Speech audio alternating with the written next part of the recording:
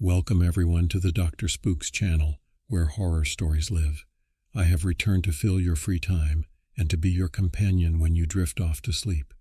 So if you are new here, I will be delighted if you subscribe and support us by clicking the like button and leaving a nice comment so that YouTube's algorithms get to know us and the video can spread. Now close your eyes and listen.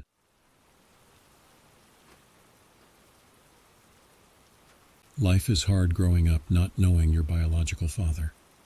Having your friends and family look at you and treat you like a freak is damaging. Growing up knowing you are slightly different than others is difficult.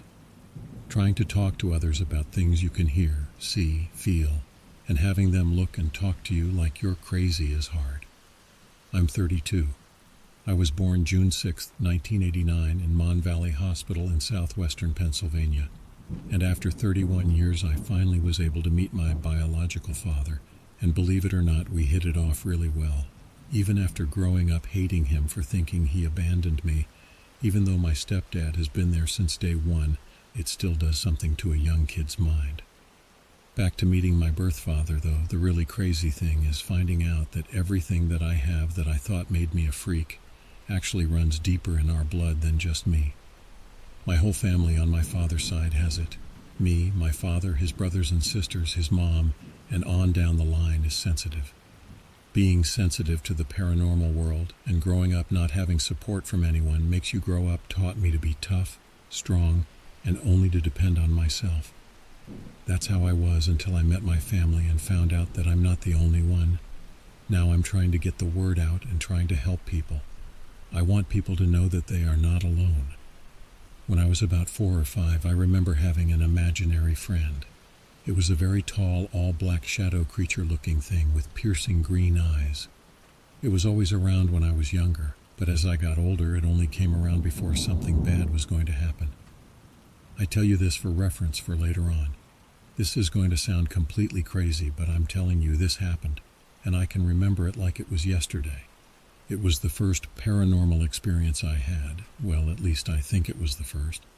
But it's the first one I can fully remember, and it was the reason why I have been searching for answers ever since. When I was about 5 or 6 years old, I remember wanting to go upstairs to my bedroom. As I was walking up the stairs, I remember something feeling off, like the vibe felt different. Once I got to the top of the stairs, I remember seeing my mom standing in the bathroom. Then it felt like I was frozen in place, like something was controlling me and wouldn't let me move. As I'm standing there, something came around me and it felt as if something was trying to come out my body. My mom looked at me and asked what was wrong. All I could do was wave at her before it looked like some kind of black mist came out my chest and violently pushed me down the steps. As weird as it sounds, as I was rolling down the steps, it was almost like I was seeing myself fall down the steps. After I rolled down the steps and was at the bottom, I heard my mom screaming for my dad, who was downstairs. When I looked up, I watched him run down the hall to me while my mom was running down the steps. I looked up above the front door, which stopped me when I hit the bottom of the stairs, and I seen what looked like myself before it pretty much dissipated, and I came back to and started crying. While I was being checked for injuries, I kept looking around for whatever it was that I seen. After my mom asked me what was I looking at and why did I wave at her, then jump backwards down the stairs. After she says this, my dad looked at her, then at me, and said, "What do you mean jumped?" She said it looked like I just jumped backwards, like I meant to do it. That's when I said no, I didn't mean to do it. It felt like I was pushed and that I didn't remember waving. Not too long after this happened, my mom, who was now pregnant with my little sister, found me sleepwalking, which I never done up until that day. She said she found me trying to push my way through the closet in my bedroom. I literally opened the door, pulled the toys out of my closet, and proceeded to try to push through the wall in the back of the closet to try to get to my parents' bedroom, which happened to actually be in that direction. My poor mom, scared shitless, and had some kind of wooden club for protection, said she thought someone broke in through my window and was looking around. Even though our bedrooms was upstairs, my bedroom window was next to a steep hillside, and you could literally jump from the hillside to the little roof where my window was and climb into the window. I'd done it many times. But if you missed or slipped, it was a good 20 or 25 feet drop. Even at that young age, I wanted and thought I was a daredevil. My mom gave birth to my sister on June 3rd, 1997. Yes, she was my early birthday present, LOL. Then in September of that year, we moved to the house that my family is still at to this day, which was my stepdad's great-aunt's house. They moved her into a nursing home then. When I was in 7th or 8th grade, she passed away at the tender age of 105. Anyways, as my sister grew up, we all said she was reincarnated because she would talk about stuff that she never heard of before, way before she started school. Not to mention she had imaginary friends who, as creepy as it sounds, turned out to be real people. The one I remember, his name was Sammy Love. I'm not sure how she knew who he was, but I found out in like 2015 that there was someone named Sammy Love who lived in the 1800s, which freaked me out. But my sister talked about him between ages 2 to like 5 or 6, then just stopped out of nowhere. When she was like 10 or 11 or so, she was in the computer room in the basement doing schoolwork or playing games, and she out of nowhere screams and starts crying harder than I ever seen her cry while running upstairs to my mom, who was in the living room, and said that she heard what she thought was someone breathing in her ear. She said it was to the point where she could feel the warmth of the breath, and when she looked back, nobody was there. My mom, thinking it was me trying to prank my sister, called me out of my room and asked me about it. I told her as much as I loved messing with my sister, it wasn't me. I was shocked when she actually believed me. Then she told me to walk down with my sister and make sure nobody was down there while she called my dad to tell him about it, because he was coming home soon from work. We get downstairs. My sister explained to me what happened as I was looking around.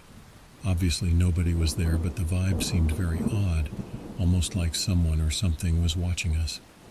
My dad came home and said that it was probably just her imagination from watching scary stuff with your mom and brother, and not to watch any more scary stuff, which didn't happen.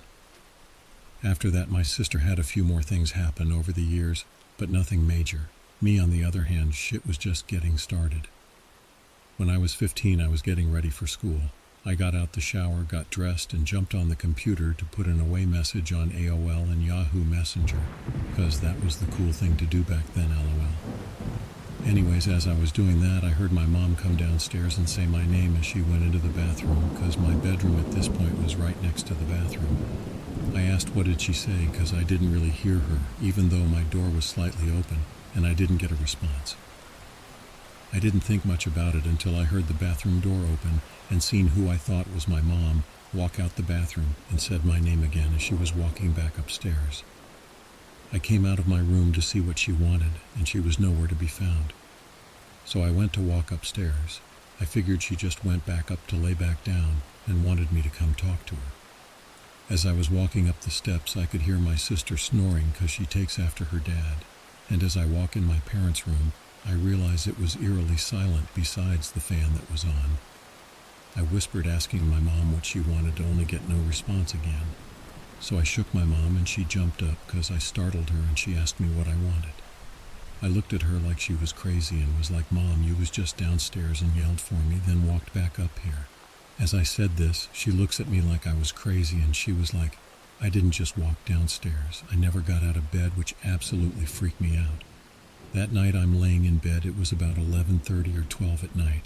I just got off the phone with the girl I was dating at the time and was trying to go to sleep. As I'm laying there, something felt really weird, like I wasn't alone. I tried to shake it off, but I couldn't, and at that point I happened to look above my head where my fan was sitting on my chair, and I seen this dark shadow that was standing in front of it. The window was letting in a little bit of light from the moon and street light, but it was like this thing was ether blocking out the light, or almost like absorbing it. It freaked me out so bad I closed my eyes and wiped them, then opened them, and it was still there. I closed them again, shook my head, and opened my eyes again, and this thing was gone. I was able to see my fan, and it seemed a little brighter in the room as well. A week later I told my grandma about it, and that's when she told me that there was a double murder-suicide in the house. Then she tells me that one person was killed in my room. They found the body exactly where my bed was. On top of that, the suicide happened in my room as well. I always knew something felt weird in the house, and when she told me this, it cleared everything up for me. I ended up staying at my girlfriend's house for 2 weeks, refusing to stay at my house because I felt that was a sign. My parents and my girlfriend didn't believe me when I talked about this stuff. They all thought I was crazy, and they wanted to 302 me and put me in a nut house or psych ward, whatever it's called. So I stopped talking about it. Me and that girl dated for almost 6 years. We broke up in 2008, midway through my senior year of high school, and the rest of the time we was together, I never brought up things I felt or seen again. I had little things happen and seen stuff all the time, but fast forward to August 10th, 2010, my little cousin's birthday. I was home by myself. It was storming, so I was playing Left 4 Dead on Xbox 360 when out of nowhere the air got real thick. I got up, started looking around my house. When I went into the living room, that imaginary friend I had as a kid, that tall, black, green-eyed thing, was standing there. I didn't know what to do, but I couldn't do anything because I was frozen. After standing there for what seemed to be for an hour, but it was only a few seconds, it dissipated, and at that moment, I knew something was coming. Sunday, August 22nd, 2010. I was over a girl's house laying in bed when my mom calls me at around 8:30 in the morning. She answers the phone and wakes me up and hands me the phone, and I hear my mom on the other end telling me she has bad news. She tells me that my cousin Chucky, who just turned 20, was killed the night before at a party. All I could do was cry. Fast forward to a year later, it was actually the year anniversary of my cousin's death. I see the shadow again.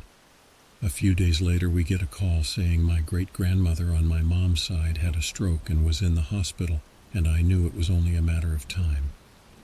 On September 3rd, Labor Day, she passed away, and the day of the burial for her daughter, which was my great-aunt, who up to that point beat pancreatic cancer for 2 years. I believe it was ended up getting sick. We later find out it came back, and it was 3 times as worse. While at the funeral, when my aunt runs into the bathroom, I go off into a room myself to clear my mind. A few minutes goes by and I get called out because I was a pallbearer. When I was about to walk out the room, I heard a noise behind me. I turned and seen the shadow again, but this time it was different. When I seen it, I got angry and just yelled at it, telling it to leave me the fuck alone.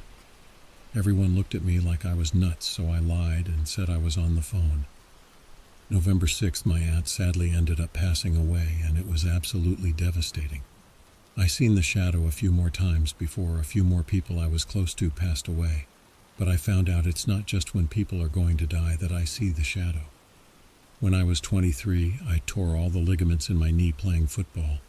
The morning it happened, I knew something didn't feel right, and while I was driving to the field, I looked in my rear-view mirror, and I seen the shadow, which damn near caused me to wreck my car.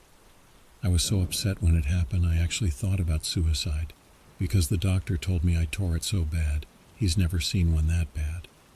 I ended up healing pretty fast from that, and for a while did really well. Ended up meeting my fiancé and buying a house and just enjoying life for a while. Then something happened again. I seen the shadow again in December of 2019, but not just once. I seen it every single day. I ended up getting deathly sick right around when COVID-19 hit. The doctors still don't know exactly what is wrong, but I out of nowhere had trouble breathing to the point where I couldn't even get out of bed. I've never had anything like this happen. I've played football almost my whole life since I was 8, and mixed martial arts for close to 16 years. I've always been a very active person, so I took it really hard when I got sick and couldn't do anything.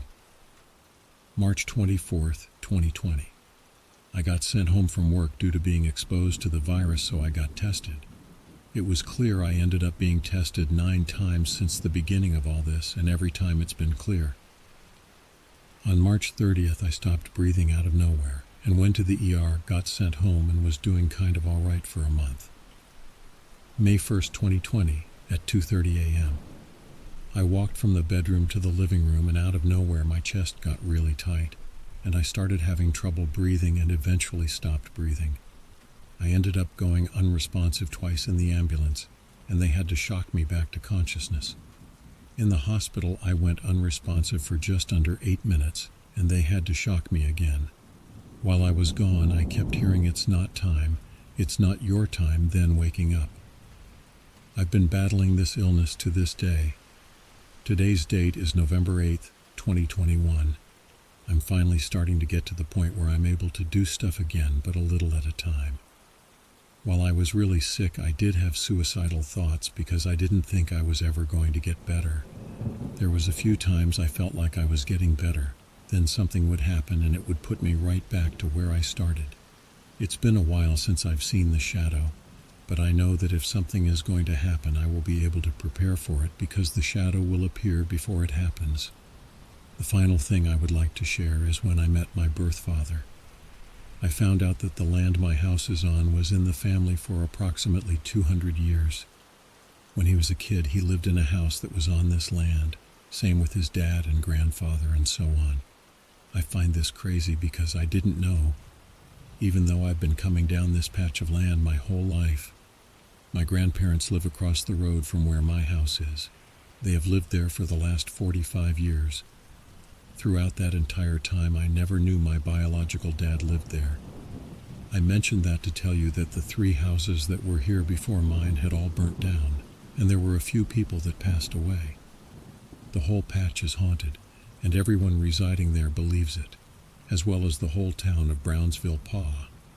When I tell people what patch I live in, if it's someone who has lived in the town their whole lives or in the surrounding area, they all say, "Oh, the CSX haunted patch." For a while, I didn't know what that meant until I did some research. I discovered that back in the 1970s or 1980s, CSX Railroad had a station down in the patch that has history of being in use way back in the late 1700s to early 1800s. I remember when I was a kid, the old turntable where they turn the train engine around used to be in the giant gravel lot across the road from my house, and there was a few people who lost their lives there. Now, the railroad tracks are still there and they use them every day, but they have since moved the old railroad crossing that used to be right beside my house. It is now located a half-mile down the tracks and created a new road entering in the patch about 15 years ago. The old crossing didn't have crossing arms to stop traffic. Since I was born, there were 3 people that got hit by trains. 2 in vehicles where 1 person did live and didn't have many injuries due to the train moving slow. However, the other person's truck was completely torn apart. They claim he died on impact, and the other person committed suicide. He laid down on the tracks while the train was coming. Not knowing the full history of all of this at the time, my fiancé and I moved into the house we are currently residing in back in 2016. The house that's sitting on the same land that has taken the blood of my past family members. With all the weird happenings and death, it doesn't surprise me that our house has a crazy amount of activity. Shortly after we moved in is when I had my first experience in the house. I got home from work and naturally wanting to get out of my dirty work clothes due to at the time I was a utility maintenance guy. So I went to the bedroom to change. My fiancée was scheduled until 5 that day. She was a nurse at the same company, so I knew it was going to be close to another hour before she was due to be home. After I get changed, I take the dog out. She does her business. Then we come back and go to the bedroom and I turn on the TV. As I'm sitting in bed, I notice the dog is staring at the door. Her ears are up almost like she's on point. I can clearly tell she hears something, but figuring she was just hearing the cats, I didn't put much thought into it. Until I start hearing footsteps coming down the hallway. It wasn't just any footsteps, though. It sounded like a playful child mixed with heavy boots running down the hall. This startles me because we don't have children. By this time, the dog is barking to the point where it sounds like she's ready to rip someone apart. At the time, she was a 1.5 years old, 8 to 10 pound miniature pinscher mix. So in all reality, she really wouldn't do much damage, if any, but she makes a good alarm. When I first hear these footsteps, I reach over and grab my 12-gauge shotgun and aim. Standing my guard, I'm expecting for the bedroom door to swing open and someone to come in, and nothing happens. A minute goes by, so I open the door, gun leading the way, and I start to do a sweep through the house only to find that nobody is in the house. In fact, it's locked up the same way I locked it up about 10 minutes prior. My fiancée gets up and I tell her what happens, and she plays it off at first until a few days later when she hears it for herself. This has happened quite a few times throughout the almost 5 years we lived in the house. Moving forward to September of 2020, we went to a flea market during one of my times I was feeling better and came across a lady that was selling a haunted mirror for $5. She told us this incredible story about this mirror in her house as she was crying. During her telling me this, I felt how scared she was, so we bought it because I was intrigued. I needed to see it to believe it. Since we got it, the activity in my house has gotten a lot worse. Prior to the mirror purchase, it didn't feel mean or evil in our home, but after we got the mirror, you can feel how the vibes in the house became slightly sinister. I've woken up with scratches and experienced night terrors. On the night we brought the mirror home, we both had nightmares. And then the next morning we walked outside and there was a 5-foot black snake in our yard. I've been in this patch, like I said, since the day I was born, and never, not once, have I seen a snake, unless it was closer to the woods, not close to the train tracks. It was just a really weird coincidence, and even as I type this, my laptop keeps malfunctioning as if it is possessed or something. LT feels to me that something don't want me to talk about it. Ever since we got the mirror, I've been keeping track of the haunting activity occurring, and have been putting them on my YouTube page, so if you would like to check it out, it's at My Haunted Life Joe Stump. Before I end this, I got one last experience that happened just yesterday, July 21st, 11.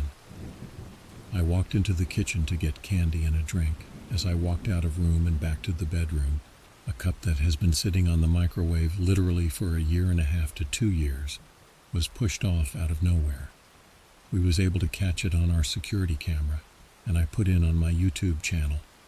It was really cool, and I'm happy we caught it because it's really good evidence, but we are both still a little shook since it happened. We have had a good bit of creepy and weird stuff happen that last few days. Each time it progressively gets slightly worse. It might be time to sage the house. I'm just worried that it will just piss off whatever it is that's in my house.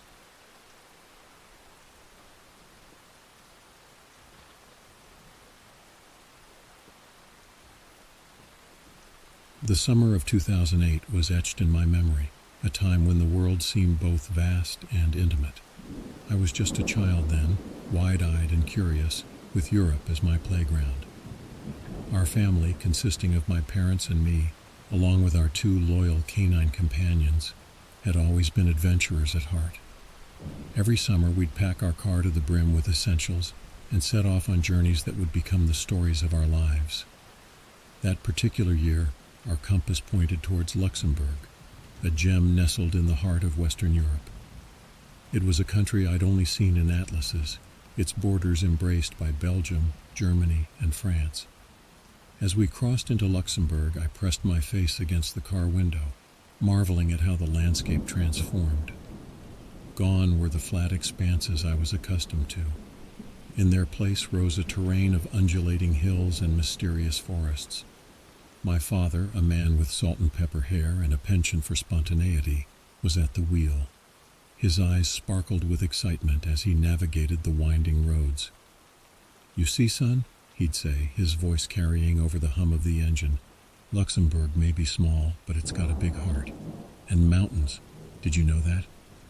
I shook my head, absorbing this new information like a sponge. My mother, seated beside him, would chime in with fascinating tidbits from the guidebook spread across her lap. Her auburn hair caught the sunlight filtering through the trees, creating a halo effect that made her look almost magical. As we drove deeper into the country, the mountains began to make their presence known. They weren't the towering giants of the Alps, but rather proud, ancient guardians of the land. Their slopes were cloaked in dense forests, occasionally parting to reveal charming villages or solitary castles perched on rocky outcrops. Our dogs, Max and Luna, a pair of energetic golden retrievers, whined softly from the back seat, eager for their next adventure. I patted their heads, sharing in their anticipation. The car was filled with the scent of the picnic my mother had packed, fresh bread, local cheeses, and the promise of sweet pastries for dessert. As the day wore on, the familiar gave way to the unknown. We had long since left the main roads, following smaller paths that snaked through the countryside. The paved surfaces gradually turned to gravel, then to dirt tracks barely wide enough for our vehicle. "Let's explore here," my father suddenly announced, pulling the car to a stop at a seemingly random spot along the road. It was a decision that would change everything. We stepped out of the car, stretching our legs after hours of driving. The air was different here, crisp and laden with the scent of pine and wild herbs. Max and Luna bounded out, their tails wagging furiously as they investigated this new territory.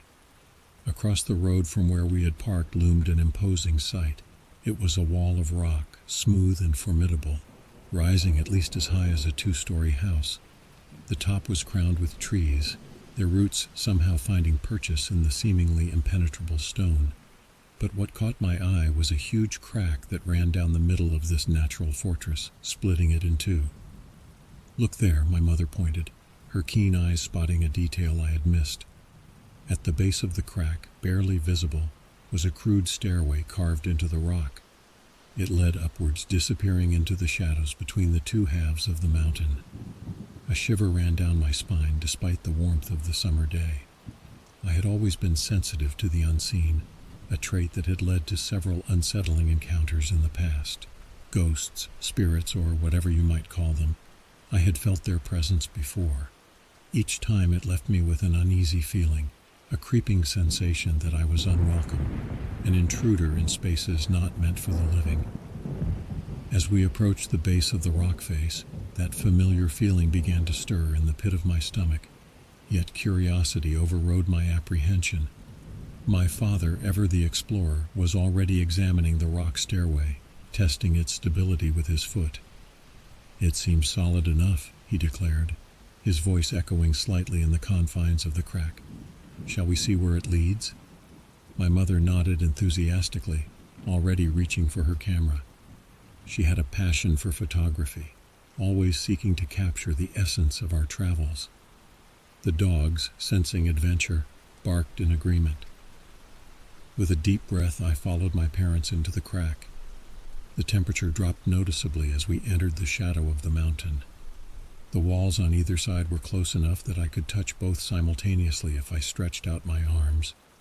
Water trickled down in places, creating dark streaks on the rock face. As we ascended the crude steps, the feeling of unease grew stronger. It was as if unseen eyes were watching our every move, judging our intrusion. I wanted to tell my parents, to ask if we could turn back, but the word stuck in my throat. And then about halfway up the stairs, I saw her. At first I thought it was a trick of the light, a ray of sunshine somehow finding its way through the crack above. But as I blinked and focused, the image before me solidified into something both beautiful and terrifying. She stood on one of the higher steps, her form translucent yet radiant. It was as if she was made of pure light, with a soft orange glow emanating from her core. Her features were indistinct, but I could make out the curve of a smile and the gentle wave of a hand, beckoning us forward. "Mom," I whispered, my voice trembling. "Do you see her?" My mother, who had been a few steps ahead, turned back. Her eyes widened as they fell upon the apparition. Without a word, she raised her camera and snapped a picture. The flash illuminated the narrow space for a split second, and in that moment, the ghostly figure seemed to shimmer and become even more defined. My father, who had been leading our ascent, hadn't noticed our pause. "Come on, you two," he called back, his voice echoing off the rock walls. "We're almost at the top." The ghost, for I was certain now that's what she was, continued to smile and wave. Despite every instinct telling me to turn and run, I found myself drawn towards her. It was as if she was pulling me forward with an invisible thread. Step by step I approached. The air around her was different, warmer, almost comforting. As I drew level with her, I could feel the heat radiating from her form, as tangible as the body heat of another person. It enveloped me, and for a moment, all my fear melted away. Then, in an instant, I passed through her. The warmth vanished, replaced by a chill that seeped into my bones. I gasped, spinning around, but the apparition had vanished. "Did you see that?" I asked my mother, my voice a mix of awe and fear. She nodded slowly, her face pale. I think I got it on camera," she said, her voice barely above a whisper. We hurried to catch up with my father, who had reached the top of the stairs. As we emerged from the crack, we found ourselves on a small plateau, surrounded by dense forest. The trees here were old, their gnarled branches reaching out like arthritic fingers. My father, oblivious to what had just transpired, was already exploring the area. "There's another path here," he called out, pointing to a narrow trail that led deeper into the woods. My mother, still shaken by our encounter, suggested we take a break. We sat on some fallen logs, the dogs settling at our feet. As my parents unpacked our picnic, I couldn't shake the feeling that we were being watched. As we ate our lunch, the forest around us seemed to come alive. Birds called to each other in the canopy above, their songs intertwining in a complex melody. A gentle breeze rustled the leaves, carrying with it the scent of wild mushrooms and damp earth. I tried to focus on my sandwich, but my mind kept replaying the encounter with the ghostly woman. Had she been trying to tell us something? Warn us? Or was she simply a remnant of a long-forgotten past, doomed to replay her final moments for eternity? My mother, sensing my unease, placed a comforting hand on my shoulder. "Are you all right, sweetheart?" she asked, her eyes filled with concern. I nodded, not trusting my voice. How could I explain the mixture of fear and fascination I felt? How could I put into words the warmth of the ghost's embrace, or the chill that followed? As if in response to my thoughts, a sudden gust of wind swept through our little clearing. It was unnaturally cold for a summer day, carrying with it whispers that seemed just on the edge of comprehension. Max and Luna whined, pressing closer to us. My father, ever the pragmatist, attributed it to the peculiar geography of the area. "Mountain weather," he said with a shrug. "It can change in an instant." But I knew better. This was no ordinary wind. It carried with it the weight of history, of lives lived and lost on this ancient mountain. As we finished our meal and packed away the remnants, my father's adventurous spirit reasserted itself. "Shall we explore that other path?" he suggested, pointing to the trail he had spotted earlier. My mother hesitated, glancing at me. I could see the conflict in her eyes, the desire to unravel the mysteries of this place warring with her maternal instinct to protect me from the unknown. In the end, curiosity won out. We set off down the narrow trail, the dogs leading the way, their noses to the ground as they investigated every new scent. The path wound its way through the dense forest, occasionally offering glimpses of the valley below through gaps in the trees. As we walked, the whispers I had heard earlier seemed to grow stronger. They were coming from all around us now, a cacophony of voices just below the threshold of understanding. Suddenly, Max and Luna stopped in their tracks, their ears perked and tails rigid. A low growl rumbled in Max's throat. "What is it, boy?" my father asked, peering into the gloom ahead. As if in answer, the whispers coalesced into a single clear voice. "Turn back," it said, the words carried on the wind. "This place is not for the living." My mother's face paled at the ethereal warning, her hand instinctively reaching for mine. My father, however, seemed more intrigued than frightened. His eyes scanned the forest around us, searching for the source of the voice. "Did you hear that?" I whispered, my voice barely audible over the rustling of leaves. My mother nodded slowly, her grip on my hand tightening. "Maybe we should head back," she suggested, her voice trembling slightly. But my father was already moving forward, his curiosity overriding any sense of caution. "It's probably just the wind playing tricks on us," he said, though his voice lacked its usual confidence. "Come on, let's see where this path leads." Reluctantly, we followed him deeper into the forest. The trees seemed to close in around us, their branches reaching out like gnarled fingers, obscuring what little sunlight managed to penetrate the canopy. The air grew colder with each step, and a fine mist began to swirl around our feet. The dogs whined softly, staying close to our heels rather than ranging ahead as they usually did. Their unease only added to the growing sense of dread that had settled in the pit of my stomach. After what felt like hours, but was probably only minutes, the path opened up into a small clearing. What we saw there made us all stop in our tracks. "Oh my God," my mother breathed, her free hand flying to her mouth in shock. Before us lay a forgotten graveyard, its weathered tombstones tilting at odd angles, half swallowed by the encroaching forest. Moss and lichen covered most of the stones, obscuring the names and dates carved into them. In the center of the clearing stood a crumbling mausoleum, its once grand facade now a shadow of its former glory. My father approached one of the nearest graves, brushing away the moss to reveal the inscription beneath.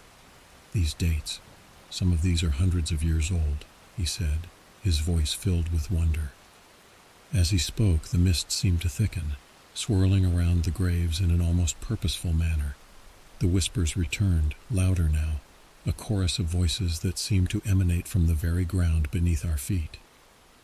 "We shouldn't be here," I said, tugging on my mother's hand. "We need to leave."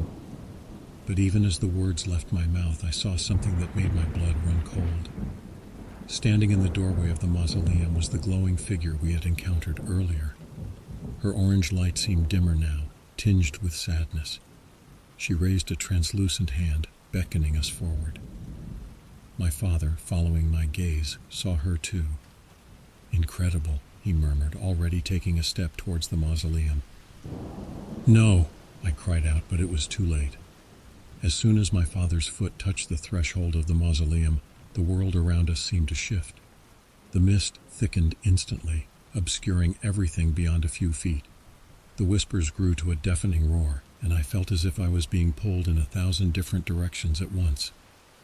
I clung to my mother's hand, terrified of being separated in this supernatural maelstrom. When the mist finally cleared, the world around us had changed. Gone was the decrepit graveyard, replaced by a bustling village square. The mausoleum had transformed into a grand church, its spire reaching towards a sky that was no longer obscured by trees. People in old-fashioned clothing hurried about their business, paying us no mind.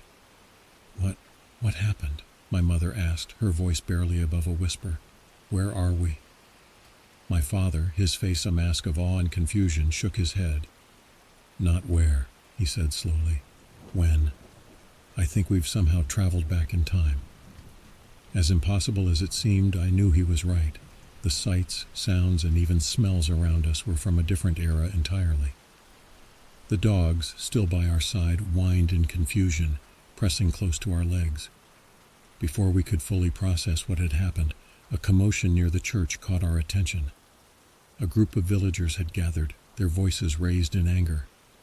At the center of the crowd stood a young woman, her clothes tattered and her face streaked with tears.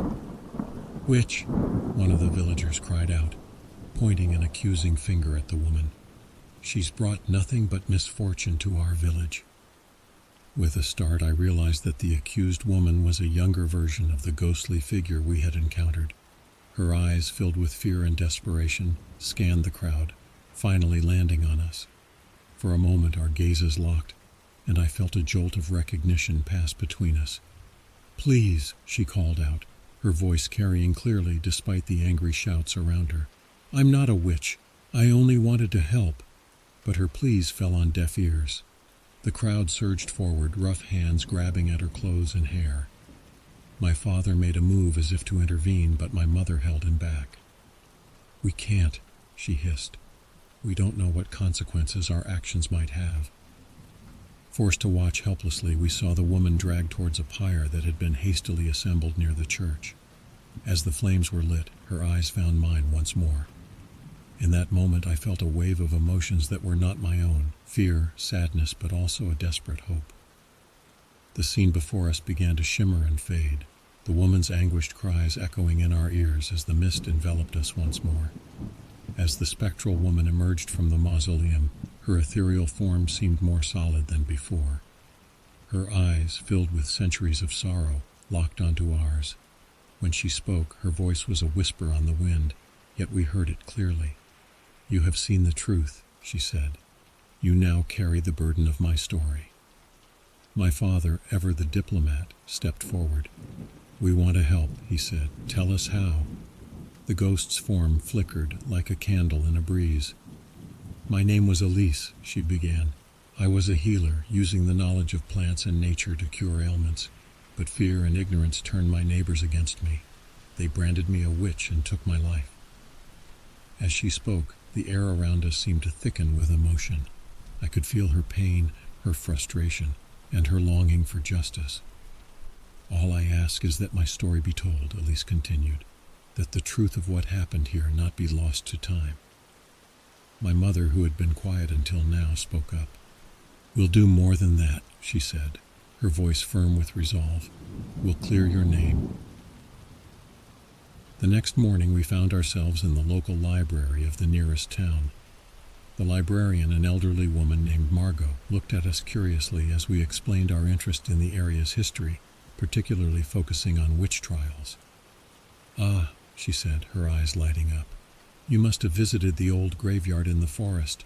Not many tourists find that place." As Margot led us through the stacks, pulling out dusty tomes and faded manuscripts, we began to piece together the history of the region.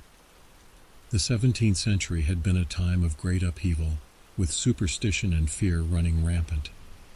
"There were several witch trials during that period," Margot explained, pointing to a particularly grim account. "But one case always stood out to me.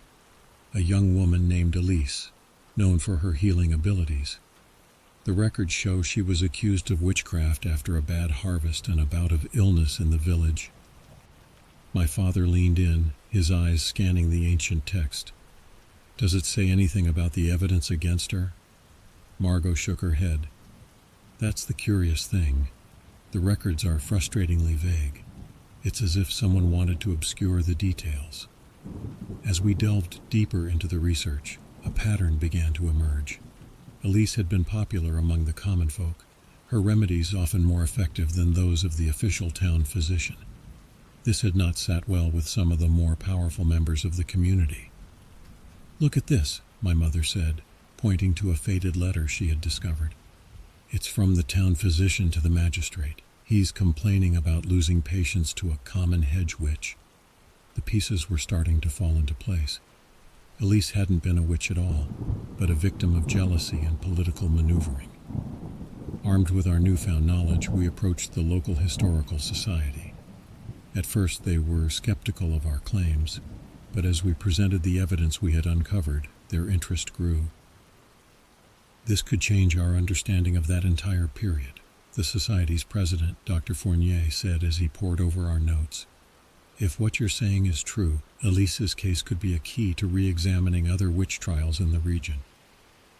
Over the next few days, our quiet family vacation turned into a full-fledged historical investigation. My parents threw themselves into the research, coordinating with Dr. Fournier and his team. I found myself acting as a bridge between the present and the past, my sensitivity to the supernatural providing insights that the historians might have otherwise missed. As word of our investigation spread, more people came forward with family stories and heirlooms. A descendant of the town's former magistrate provided a diary that corroborated our theories about the political motivations behind Elise's trial. The ghost of Elise herself seemed to gain strength as we uncovered more of the truth. Her appearances became more frequent, and each time she seemed more at peace. 2 weeks after our fateful hike in the woods, we stood once again in the old graveyard, but this time we weren't alone. A crowd had gathered, historians, local officials, and curious townspeople. Dr. Fournier stood at the front addressing the assembled group.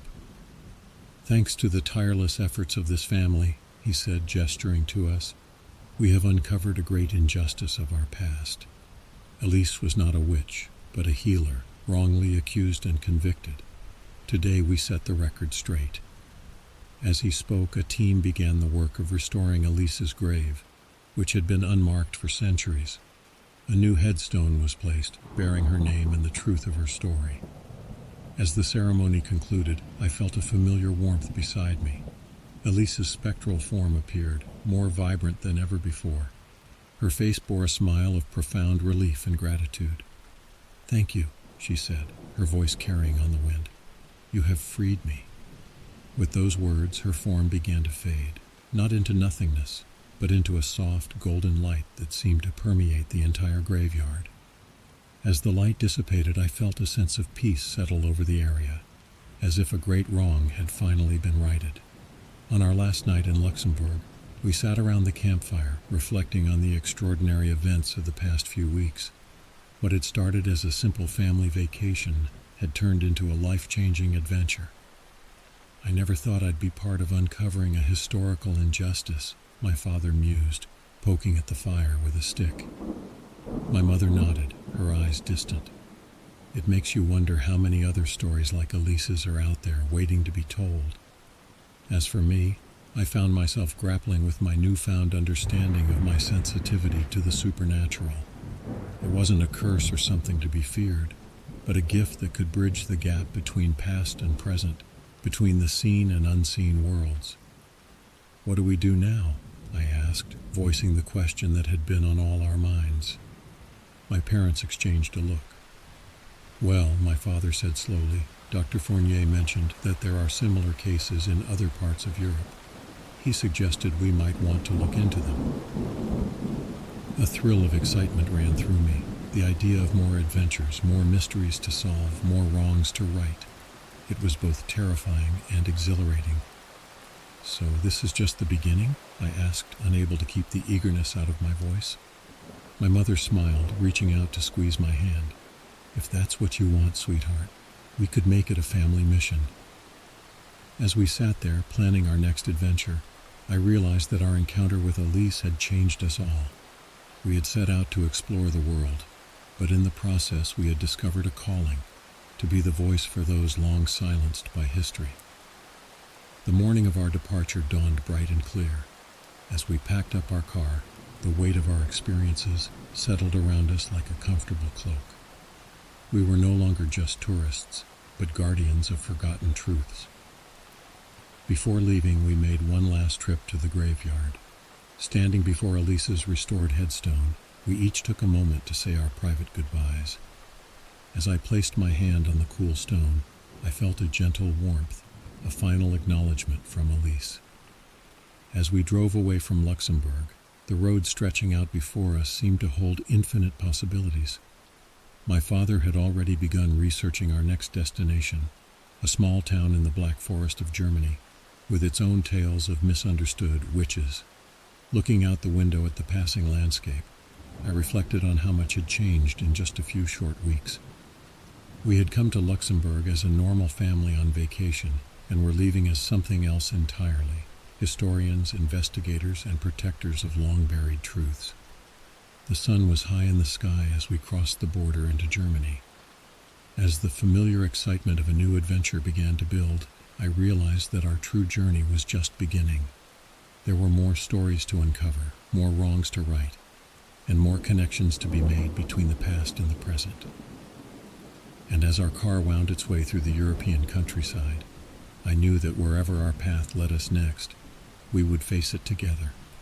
A family bound not just by blood, but by a shared mission to give voice to the voiceless, and to shine a light on the shadows of history. Years have passed since that fateful summer in Luxembourg.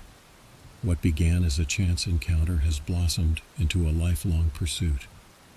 Our family has traveled across Europe, uncovering forgotten stories and bringing long-buried truths to light. Each case we investigate, each spirit we help to find peace, adds another thread to the rich tapestry of our shared history. We've learned that the past is never truly gone. It lives on in the stones of ancient buildings, in the whispers of the wind, and in the memories of those who have long since left this world. Our work has not always been easy. We've faced skepticism, opposition, and sometimes danger. But we've also found allies in the most unexpected places. Historians eager for new perspectives, local communities rediscovering their heritage, and even descendants of those involved in past injustices seeking to make amends. As for me, my sensitivity to the supernatural has grown stronger with each passing year. I've learned to use it not just to communicate with spirits, but to read the emotional imprints left on places and objects. It's a gift that continues to guide us in our quest for truth. Tonight, as I write these words, we're camped at the edge of a forest in rural Romania. Tomorrow, we'll begin investigating reports of a shepherdess from the 18th century, wrongly accused of bringing a curse upon her village. Her story, like so many others, waits to be told. And so, our journey continues.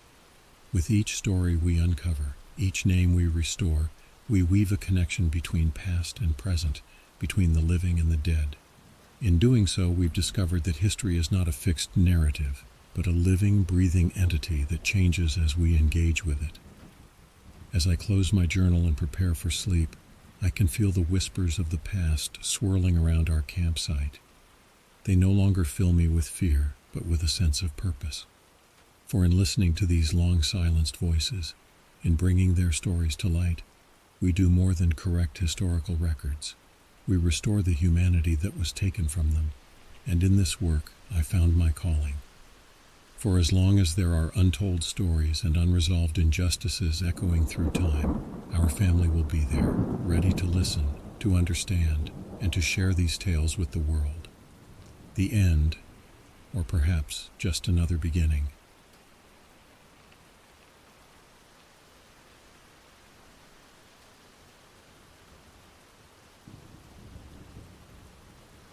This happened to me and my cousins around a decade ago when I was 16 and my cousins were 13 and 10. We'll call them Bill and Ramon. We had gone on a camping trip with their dad, who I'll refer to as Roger, to the Appalachian wilderness and engaged in your average camping activities, like fishing, hiking, and sitting around campfires to tell ghost stories before turning in for the night. We had initially planned to stay out for longer than a week, which in the beginning was a very pleasant experience, marked by warm, sunny weather and breezy, starlit summer nights. However, around the fourth day, things started to take a turn for the strange and downright terrifying. It was in the evening, and we were sitting around the fire, talking and laughing loudly, just your typical tumultuous adolescence. We roasted marshmallows while Roger was making dinner when I decided to get a picture of myself standing in front of the dark woods holding a large brook trout that I had caught earlier that day. This detail will be important later. Around 11 p.m., the radio that had been playing suddenly began to falter into static, causing Bill to smack it repeatedly in a misguided attempt to get it back to work, which it didn't. An eerie silence overtook the campsite, only occasionally broken by the periodic crackling of the fire. Even the nocturnal choir of frogs and crickets had been completely extinguished, along with our own racket. I remember the tense feeling of being watched as shivers ran down my arms and spine. Ramon, being the youngest, held on to his father, who tried to break the unsettling silence with an inappropriately cheerful, "Let's eat." We turned in soon after eating, though it was distinctly hard to sleep with the deafening silence and the persistent feeling of being watched still hanging over me. The next day started off well enough. Birds were chirping and the fresh morning breeze was gently swaying the leaves around us. We had breakfast and headed out for our planned hike. I was feeling much better than the night before and had set out looking forward to the woodland adventure. It was late in the afternoon when we finally stopped to eat lunch in a clearing, surrounded by the forest and its sounds. As we were eating, though, I felt goosebumps along my back and arms, just like last night, and the feeling of being watched overtook me. From the looks of it, Roger and my cousins were also overcome with an uneasy feeling. As if synchronized with our discomfort, the birds also halted their singing as silence befell our hike. Tense and tired, we decided to make our way back. The entire time, the dreadful feeling of being observed only growing as we approached the lake. Making our way down the hiking path and reaching the bank of the lake, we stopped when we heard a rustle in the distance. Roger held his hand up as if to motion us to stop and be quiet while he nervously scanned the vicinity. Again, we heard a rustle, only this time much more vigorous and seemingly closer, as if something were stalking us from within the tall grass nearby. Roger, who was holding a gun, was now on full alert, as he was expecting a black bear. His stance and seriousness frightened me as my cousins and I huddled together near Roger. We stood there for what seemed like an eternity until, finally, Roger decided the coast was clear. I had spent another restless night haunted by silence. The following day, however, was the most fun I had the whole trip. In the morning, we had gone fishing out in the lake, and I caught another large fish, and after we spent the rest of the day swimming until late in the afternoon. We had arrived at the campsite around dusk, as I specifically remember the dramatic hues of orange and yellow that painted the sky in resplendent watercolor. Crickets and frogs were resonating their characteristic serenades as we approached, coming back from a day of fishing and swimming. We were laughing and stumbling as we carried our fishing gear down the trail, with Roger leading the way. Before we stepped into the campsite, Roger stopped dead in his tracks, causing me and my cousins to crash into him and each other. Though he, a gargantuan man, didn't even seem to flinch. We looked at each other, baffled, and then we peeked out from behind him to find something which caused my legs to tremble in fear. There, right in the very center of our campsite, erected over the ashes of our long-extinguished campfire, was what I could only describe as the second most horrifying sight of my life. A grotesque effigy, apparently made of thousands of small twigs that had been banded together to form a torso and 4 limbs. At the end of both arms, twisted branched had been contrived into hands, and perched atop the torso was a large deer skull, which was seemingly smeared or painted with strange crimson-colored symbols. From its large, menacing antlers hung several small wooden trinkets fashioned into symbols which looked like the ones painted on the skull. After soaking in the dire situation, Roger snapped into action and gripped his gun, which had been swung over his shoulder. Like a drill sergeant, he ordered Bill and me to pack as much as we could as fast as we could while he started the truck, instructing us to leave anything heavy, including the tents. I had never moved so fast in my life. We left nearly everything non-essential as we haphazardly threw our belongings in the truck. Meanwhile, Roger was standing watch, gun ready, as Ramon was crying in the car. Shortly after, we sped away down the dirt path, surrounded by the soundless woods. A few days after arriving home, I had remembered about that photo I took with the brook I caught fishing. I wish I had never remembered about that photo. After downloading the pictures from my digital camera, I found the photo I was looking for. There I was, cheerfully holding my catch, illuminated by the warm light from the campfire, but something behind me had caught my eye, something I had missed while looking in the camera's screen. Hidden in the gloom of the dark forest was a faint glimpse of a partially illuminated head. After increasing the brightness on the image, I almost fell backward in pure terror. Right there, looking at me, was what appeared to be a menacing human-like face with ghostly white skin, dark sunken eyes, a flared nose, and what appeared to be antlers protruding from both sides of its bald head. If the effigy it had left on our camp was the second most horrifying thing I've ever seen, this nightmarish photo would certainly take the first spot. One thing's for sure, I will never go camping like that again.